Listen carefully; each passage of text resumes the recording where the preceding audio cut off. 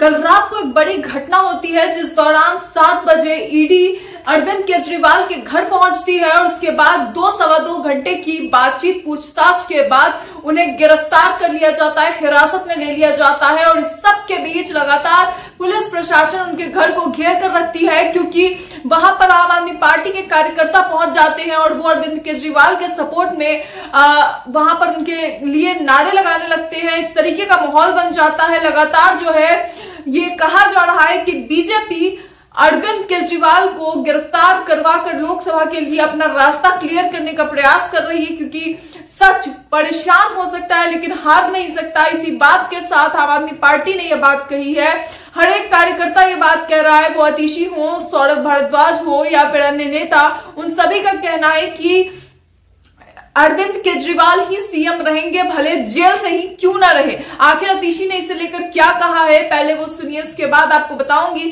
कि आखिर आज क्या सब होना है। सुप्रीम कोर्ट में कल याचिका दायर की गई थी, हालांकि कल सुनवाई नहीं हो पाई, तो आज इसे लेकर सुनवाई होनी है। और कल रात को जिस तरीके से अरविंद केजरीवाल के घर पर अचानक से ईडी पहुंचती है, दिन में हाईकोर्ट याचिका को नकार देता है और उसके बाद शाम में ईडी पहुंच जाती है। के कविता के गिरफ्तारी के बाद से ही कयास लगाए जा रहे थे कि अगला शिकंजा अरविंद केजरीवाल होंगे बीजेपी का और ईडी का, और आज वो साबित हो गया।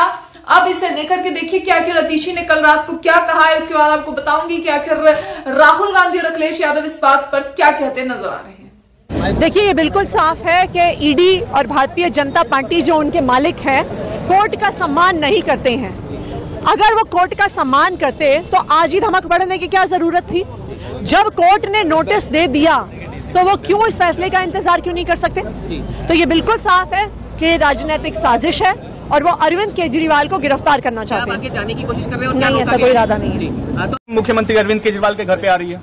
देखिए, प्रथम दृष्टया जिस तरह से पुलिस अंदर है और मुख्यमंत्री जी के निवास में किसी को जाने नहीं दिया जा रहा है, ऐसा लग रहा है कि मुख्यमंत्री जी के यहाँ रेड मारी गई है और उनके मन में क्या है ये नहीं मालूम, बट ऐसा दिखता है कि मुख्यमंत्री जी को गिरफ्तार करने की पूरी तैयारी है।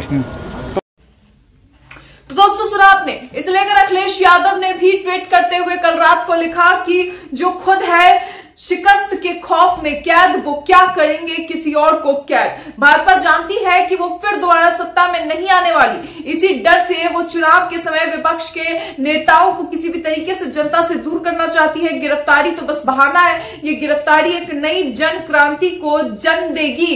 इसे लेकर राहुल गांधी ने भी एक ट्वीट किया था। राहुल गांधी ट्वीट करते हुए लिखते हैं, डरा हुआ तानाशाह एक मरा हुआ लोकतंत्र बनाना चाहता है। मीडिया समेत सभी संस्थाओं पर कब्जा, पार्टियों को तोड़ना, कंपनियों के हफ्ता वसूली, मुख्य विपक्षी दल का अकाउंट फ्रीज करना भी असुरी शक्ति है। यह असुरी शक्ति के काम है।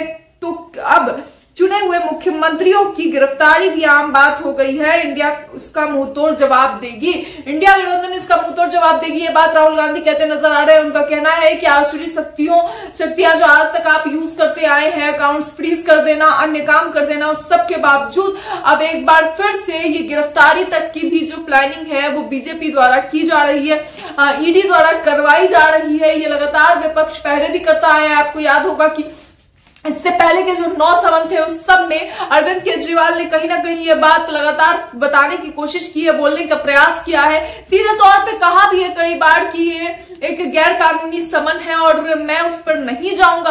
हालांकि पिछली बार उन्होंने कहा भी था कि वो विजुअल रूप से वहां पर उनसे जुड़ेंगे और उनके साथ सवाल जवाब करेंगे, बातचीत करेंगे, जो भी पूछताछ होनी है उसमें भाग लेंगे। लेकिन अब वो भी नहीं होने के बाद उन्होंने कहा था कि अभी लोग जो है अभी लोकसभा के चुनाव आने हैं, तो ऐसे में उनके पास अभी समय की कमी है, तो कुछ समय तक के लिए इसको टाल देने के लिए। लेकिन अब ईडी क्योंकि कल रात को उनके घर पर पहुंच जाती है और अब गिरफ्तारी हो गई है, तो ऐसे में क्या कोर्ट सुनवाई में कहता है, क्या फैसला आता है, ये तो आने वाला वक्त बताएगा। मगर फिलहाल इसे लेकर अलग अलग नेता अलग अलग बातें कह रहे हैं। इंडिया गठबंधन के हर नेता अभी फिलहाल उनके साथ है। आपको बता दें कि अरविंदर सिंह लवली भी कल उनसे मिलने के लिए पहुंचे थे।